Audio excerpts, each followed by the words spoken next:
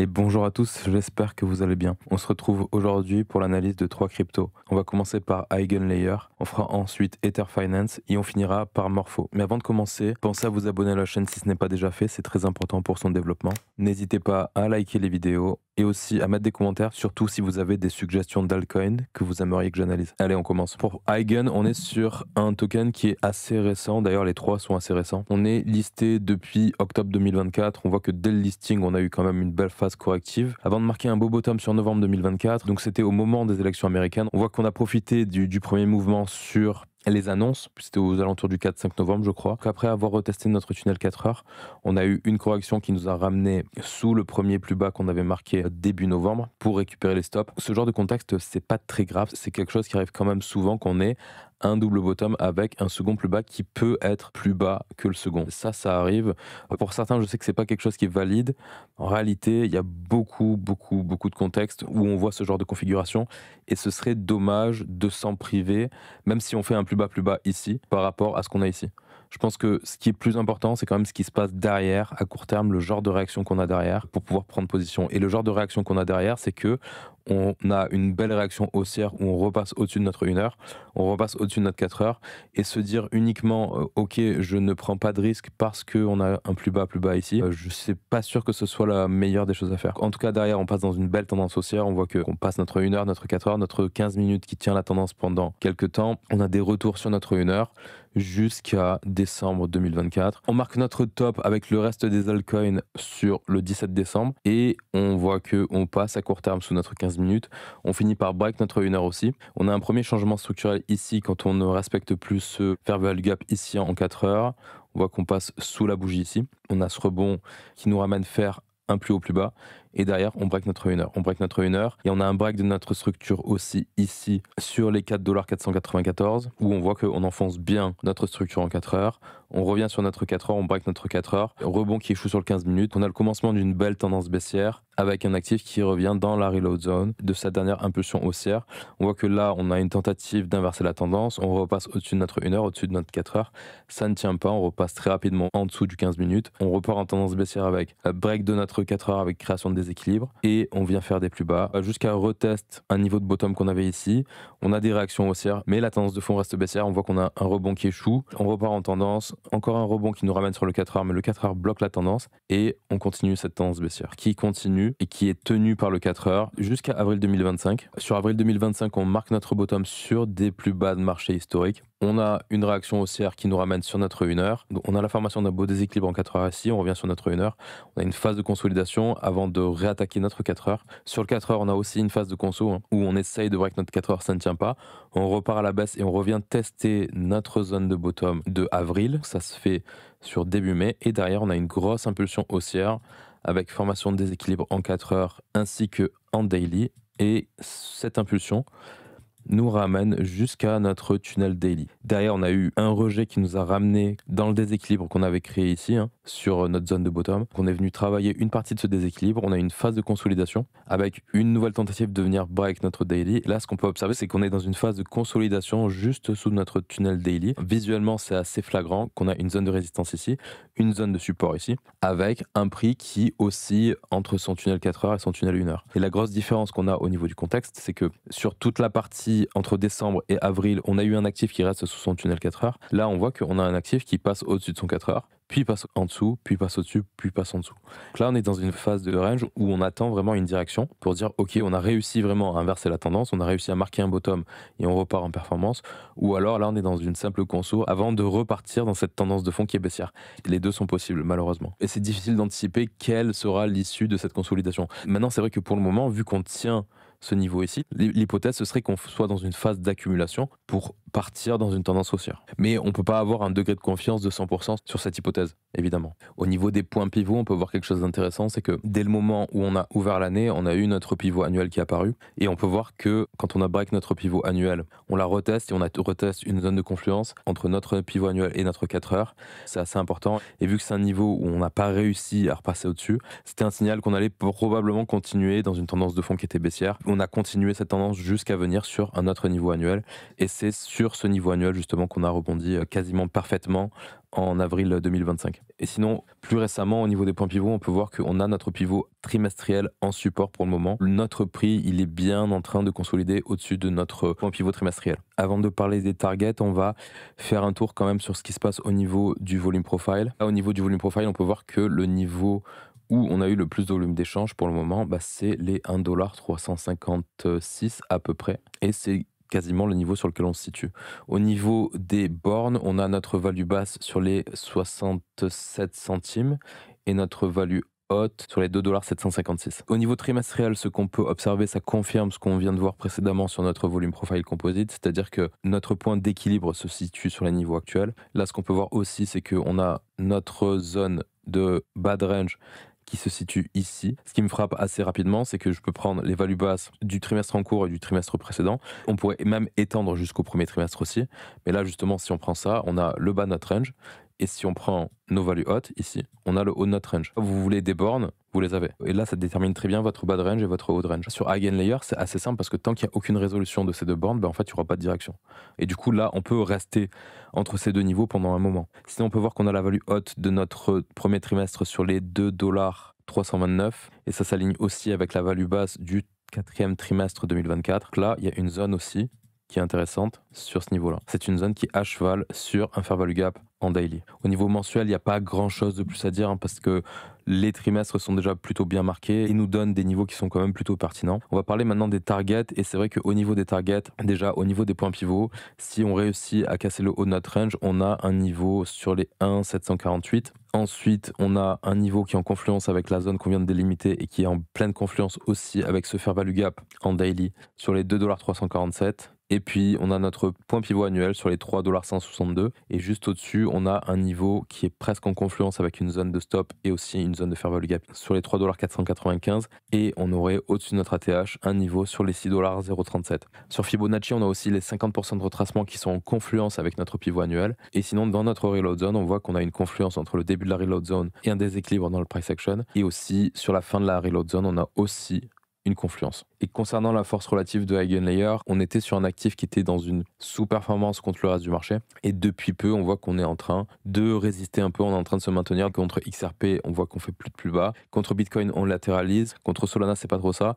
Et c'est vrai que là, récemment aussi, contre Ethereum, c'est pas ça non plus, parce qu'on voit que contre Ethereum, là, en vert, on était en train de faire des plus bas de plus en plus bas. Pour le moment, c'est vrai que par rapport à l'actif principal, et c'est vrai que l'actif principal sur lequel il faut regarder pour Eigenlayer, c'est Ethereum. Quand on regarde Eigenlayer contre Ethereum, en fait, depuis son listing, c'est pas trop ça. À part en novembre 2024, il n'y a pas eu de grosse surperformance de Eigenlayer. Et là, récemment, on a une surperformance, ok. Mais sinon, c'est vrai que là, pour le moment, il n'y a aucun signe de bottom contre Ethereum. Maintenant, est-ce que c'est le début d'un bottom? Peut-être, je ne sais pas. Mais factuellement, c'est vrai que mieux vaut pour le moment avoir d'Ethereum que de Lagen. Contre Bitcoin, c'est plus joli. Mais le truc, c'est que si c'est plus joli contre Bitcoin, mais que c'est pas joli contre Ethereum, ça veut dire qu'il vaut mieux avoir de l'Ethereum. Tout simplement, en fait. Voilà pour Eigenlayer. Pour EtherFi, on est sur un token qui a un poil plus d'historique parce qu'on est listé depuis mars 2024. Dès le listing, on a eu une belle performance parce que c'était sur la fin de l'alt season qu'on a eu sur l'année 2024. Et derrière, on a très vite corrigé avec un actif qui passe très rapidement sous son tunnel lunaire. On a eu une phase de consolidation sur mars-avril avec une première tentative de break du 4 heures qui n'a pas réussi. Finalement, on réussit à passer au-dessus. On vient combler en mai une zone de déséquilibre qu'on avait marquée sur mi-avril. Et derrière, on a un actif qui repart en tendance baissière en passant sous son 4 heures, on a cross 1 heure 4 heures et on a une belle correction jusqu'à août 2024. Donc sur l'été 2024, on a une belle phase de consolidation, belle phase de range avec le reste du marché. Vraiment là, ce genre de contexte, il est assez propre et on voit que post-élection, on a un actif qui se met à performer et qui nous fait une performance pas si folle que ça parce qu'on a à peu près 160% du bottom jusqu'au top. C'est pas énorme par rapport à d'autres actifs, par exemple XRP qui ont vraiment bien surperformé sur cette phase-là. Mais quand même, on revient jusqu'à notre tunnel daily et on marque un top sur fin 2024 avec le reste du marché. On repasse sous notre daily, on voit qu'on pull back notre EMA 200 daily qui ne tient pas. Donc on en profite pour combler une zone de déséquilibre. Et on repart en tendance baissière sous notre 1 heure et sous notre 4 heures jusqu'à avril 2025 où on marque un bottom. Nos plus bas historiques sont ici sur les 43 centimes à peu près. On voit que mi-avril, on a une première réaction où on essaye de passer au-dessus de notre 4 heures. Sur ce mouvement, on crée des inefficiences en daily qu'on vient retester début mai. Et derrière, on a un gros mouvement impulsif qui nous ramène une fois de plus sur notre tunnel daily. On a un actif qui vient une énième fois sur son daily, qui repart en tendance baissière. On voit qu'on revient sur notre 4 heures. On a une tentative encore ici. On break notre 4 heures. On revient cette fois-ci combler une des zones de déséquilibre qu'on avait marquées en mai. On a au moment des tensions géopolitiques, une réaction haussière avec même contexte que sur le reste du marché. Cette phase de range sous le 4 heures, on voit qu'on repart en flux haussier avec création de déséquilibre aussi. Et à chaque fois, on voit qu'on échoue à casser notre 4 heures. Par contre, à chaque fois, on revient sur nos zones de déséquilibre, voire on revient en dessous. Par contre, on tient nos niveaux de juin 2025 pour le moment. Et on a un peu le même contexte que ce qu'on avait sur Eigenlayer juste avant, c'est-à-dire un actif qui est en phase de consolidation sous son tunnel daily et qui est dans une phase de consolidation après avoir eu un mouvement impulsif à la hausse. On pourrait être dans une phase de conso avant de reprendre une continuation de cette tendance. L'inverse pourrait être vrai aussi, hein, c'est-à-dire qu'on pourrait repartir à la baisse, mais étant donné qu'on vient d'avoir une impulsion, on pourrait vraiment être dans cette phase de conso avant de continuer, parce que ça ressemble à un setup de continuation de tendance. Au niveau de notre volume profile, sur notre volume profile composite sur tout le price action, on voit qu'on se situe actuellement juste au-dessus de notre point of control qui est sur les 1,128. On a notre value bas sur les 79 centimes 20 et notre value haute sur les 2,488 $. Actuellement, on est à notre point d'équilibre et on est sur le niveau où il y a eu le plus de volume d'échange. Sur une vue trimestrielle, on peut voir qu'en effet, sur le trimestre précédent, il y avait eu pas mal de volume d'échange sur les prix actuels et il y en a évidemment sur le trimestre en cours, mais quand même le point of control du trimestre précédent, il se trouve sur les 51 centimes 70. Il n'a pas été retesté encore, ça pourrait être une target à venir chercher en cas de grosse correction, on n'y est pas encore, et ça correspond quasiment au pic au bottom évidemment. Quand on regarde les point of control, on a toute cette zone ici entre ces deux POC, entre le POC du premier trimestre et du second trimestre, qui pourrait former une zone de support en fait. De la même manière que on a nos values hautes du trimestre en cours et des trimestres précédents, qui forment aussi une zone de résistance. Pour le moment, on voit qu'on n'arrive pas à passer cette zone-là, qui est en confluence d'ailleurs avec notre tunnel daily. Et d'ailleurs, là, actuellement, on voit qu'on a notre EMA 200 daily qui pousse le prix à la baisse. Donc si on réussit à break cette zone et derrière en faire un support, on pourrait être confiant pour une reprise de tendance et pour voir un actif qui se remet à performer derrière. Sur une vue mensuelle, on a le point of control de janvier qui se situe juste au-dessus de la structure en cours sur les 1,736 $ et on a aussi le point of control de décembre sur les 2,748 $. On en a un aussi à 3,429, mais bon, c'est quand même des targets qui sont allés assez éloignés. Au niveau des points pivots, on se situe juste au-dessus du niveau de pivot trimestriel actuel, donc sur les 1,011 $, qui fait office de support pour le moment. On a un niveau qui est quasiment aligné avec notre local high ici sur les 1,617 $, et on a un autre niveau en target aussi sur les 2,267 $. Et ensuite, c'est vrai que beaucoup plus haut, on a notre pivot trimestriel sur les 3,696 $, et on a une quasi-confluence avec un niveau trimestriel sur les 3,536 $. Et notre zone où on a notre pivot annuel et un niveau trimestriel sont en confluence avec notre first stop depuis la TH. Sinon, c'est vrai qu'on a les 50% de retracement sur les 4,555 $ qui se trouvent en confluence avec un fair value gap dans le price action ici. En cas de correction, si on casse notre pivot trimestriel ici sur les 1,010 $, c'est vrai que le prochain niveau à venir chercher, c'est cette zone de stop qu'on a marquée ici sur juin-juillet, sur les 87 centimes 60 à peu près. Et c'est vrai que si cette zone ne tient pas, alors à mon avis, la prochaine target à venir chercher, ce serait de venir dans cette zone de déséquilibre qui se trouve ici, entre 67 centimes 70 et 56 centimes. Sachant que plus bas, on pourra en parler aussi, au cas où on fait des plus bas historiques, on a un niveau de support sur le niveau de pivot trimestriel sur les 35 centimes 50. Et au niveau de la force relative, on était sur un actif qui était bien en train de sous-performer le marché depuis son listing à peu près, qui s'est bien repris sur avril-mai 2025. On voit qu'on a eu cette belle impulsion haussière où on a eu une surperformance, et derrière, on s'est mis à consolider. C'est vrai que là, contre Bitcoin, on est plus dans une phase de consolidation avant potentielle continuation de cette tendance qu'on a amorcée depuis le bottom. Il y a une légère sous-performance contre les altcoins, ok, mais bon, c'est pas non plus très très marqué. Contre Total 3, ça se maintient un peu plus. Contre Sol, ça sous-perf. Contre Ethereum, ça sous-perf. Il y a que contre Bitcoin où on voit qu'on a quand même une belle consolidation. Après, il faut quand même relativiser, c'est-à-dire que même si on est en train de sous-performer Ethereum, le truc c'est que c'est le genre d'actifs qui peuvent se réveiller assez rapidement et marquer une performance de 200% d'un coup. Si on veut se positionner sur ce genre de truc, si je prends la charte contre Ethereum, le laps de temps qu'on va avoir pour se placer, par exemple ici, il est assez court. On voit que c'est quelques jours, quelques semaines, et après, bim, ça part directement de façon impulsive. Là, c'est peut-être ce qu'on est en train de faire. Et je pense qu'on peut pas se permettre d'attendre, parce que ça ressemble à la même chose contre Ethereum, pour se dire, ok, ça va partir. C'est-à-dire que la réalité, c'est que la charte, si c'est un actif qui va se mettre à surperformer, elle risque plus de ressembler à ça que à ce qu'on vient de voir avant contre Bitcoin ou contre USD. Même si là, actuellement, bah oui, sur du court terme, c'est pas fou contre Ethereum. bah, c'est pas pour autant qu'il faut pas l'envisager, quoi. En plus, là, depuis quelques jours, on voit qu'on a quand même une légère surperformance. Après, oui, la réalité, c'est que sur du long terme, il y a de grosses chances que ce soit des actifs qui fassent ce genre de performance avant de derrière repartir en tendance baissière. Parce que c'est vrai que c'est très difficile sur le long terme de surperformer les actifs les plus capitalisés, les plus forts comme Bitcoin, Ethereum, Solana, etc., etc. Voilà pour Ether Finance. Et Morpho, pour finir, qu'on a un token qui est listé depuis novembre 2024 et qui a été listé vraiment en plein pendant le rush de la fin d'année 2024. Dès le début, on a un token qui s'est mis à performer, avec une performance de son listing jusqu'à son ATH de 460% à peu près.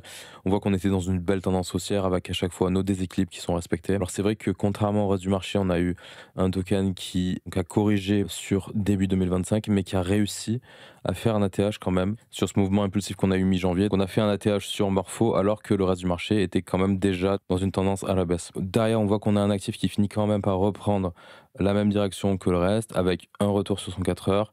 Cette fois-ci, le 4 heures ne tient pas. On a eu un break de structure là début février, où on voit qu'on casse notre support ici. On a une belle confirmation à ce moment-là que notre tendance moyen terme repart à la baisse. On a eu cette phase de consolidation sur février, où on est revenu tester notre 4 heures, qui n'a pas tenu, et on est reparti dans notre flux baissier jusqu'à mi-avril. Mi-avril, on a marqué notre bottom. On a un actif qui est reparti en tendance haussière avec création de déséquilibre en daily. On est repassé au-dessus de notre 4 heures. On a bien tenu notre 4 heures jusqu'à venir taper une première zone de résistance sur les 1,64$ à peu près. On est reparti dans une tendance baissière en revenant tester une zone de déséquilibre pour venir retester notre zone de bottom au moment des tensions géopolitiques. Et on a un actif qui a eu une belle réaction haussière comme sur l'as du marché. Création d'un fair value gap en daily le 23 juin. Ce mouvement, il nous a ramené sur notre 4 heures. On a une phase de conso sur le 4 heures qui s'est résolue à la hausse avec un actif qui marque de nouveau plus haut. Donc là, on a une tendance haussière qui est plutôt bien marquée avec plus bas, plus haut, plus haut, plus bas, plus haut, plus haut, plus haut, plus bas, plus haut, plus haut, plus haut. Là, on a marqué un plus haut. Sur ce plus haut, on a pris toute une zone de stop ici, qu'on avait marqué en mars, et on est venu aussi combler la moitié de cette grosse zone de déséquilibre qu'on avait marqué en janvier 2025. Là, pour le moment, on peut voir que on a tapé cette zone et qu'on est revenu sur une zone de support actuellement. À voir maintenant à court terme si on a inversé la tendance et qu'on est reparti dans un flux baissier, ou est-ce qu'on va avoir une phase de consolidation dans cette zone autour de notre tunnel daily avant d'avoir un rebond et de reprendre notre flux haussier. Ce qui va être déterminant, c'est de voir si on réussit à tenir ce niveau. C'est plus ou moins la neckline de cette zone de bottom ici, et ça va être la zone entre 1,75 et 1,88 à peu près. Donc là, pour le moment, c'est vrai que attention, parce qu'à court terme on est repassé sous notre 1 heure, sous notre 4 heures, mais on a un actif qui du coup se trouve dans une zone de range entre son daily et son 4 heures. Au niveau du volume profile sur tout notre historique, on peut voir qu'on a notre point of control sur les 1,3877$, notre value basse sur les 84 centimes 14 et notre value haute sur les 2,2881$. Ce qu'on a fait, c'est qu'on a eu quand même une belle phase de consolidation sur notre point of control qui s'est résolue à la hausse. Et ce qu'on a fait, c'est qu'on a fait une sortie de notre value et on a réintégré notre value pour le moment. Il y a une possibilité aussi qu'on revienne sur notre point of control. Si on revient sur notre point of control, sachant qu'on a en plus une zone de déséquilibre juste au-dessus, ça pourrait être une localisation qui est intéressante. En tout cas, tant qu'on se situe au-dessus, c'est plutôt une bonne chose. Au niveau trimestriel, on peut voir qu'on est dans une tendance qui est plutôt orientée à la hausse.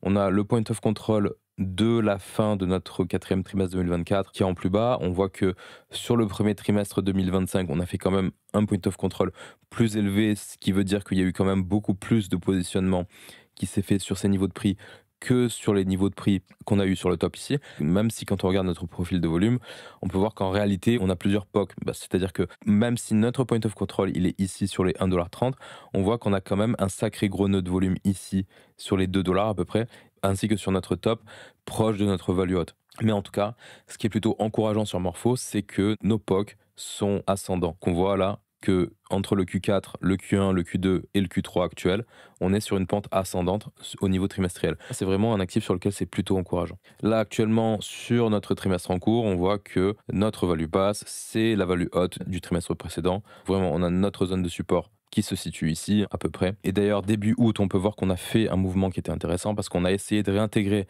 la value du trimestre précédent et ça n'a pas marché. C'est-à-dire que derrière, on a eu un rejet de cette value, on est revenu dans notre value actuelle et c'est derrière qu'on a eu ce mouvement qui nous a ramené sur cette grosse zone de déséquilibre. Rappelez-vous que quand vous avez ce genre de contexte où vous avez un prix qui essaye de réintégrer la value et qui est rejeté, c'est un signe qui est plutôt haussier. On aurait pu avoir un contexte où on réintègre et en fait on échoue à ressortir, et dans ce genre de contexte, bah, c'est plutôt baissier. Au niveau mensuel, d'un point de vue volume profile, on voit qu'on se situe dans une zone qui est quand même assez importante, parce que c'est là où on a eu le plus de positionnement sur le mois précédent et sur le mois d'avant aussi. Et d'ailleurs, on a toute cette zone en fait entre les values basses des mois précédents qui pourrait aussi faire office de support. D'ailleurs là, on voit qu'on a fait une tentative de sortie de la value du mois précédent et que ça a échoué. On a réintégré pour le moment.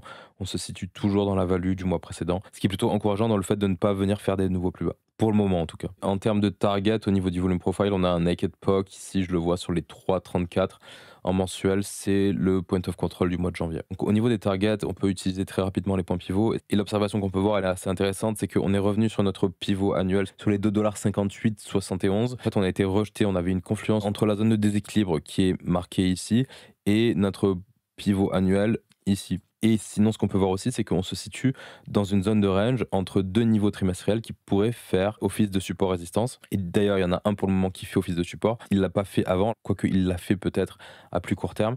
Mais sinon, là, actuellement, on voit qu'en daily, on a eu un rebond sur ce niveau de pivot trimestriel. Juste en dessous, dans notre zone de déséquilibre ici, qui pourrait être une target super, on a aussi un niveau de pivot en confluence, un niveau de support de pivot annuel sur les 1,5083.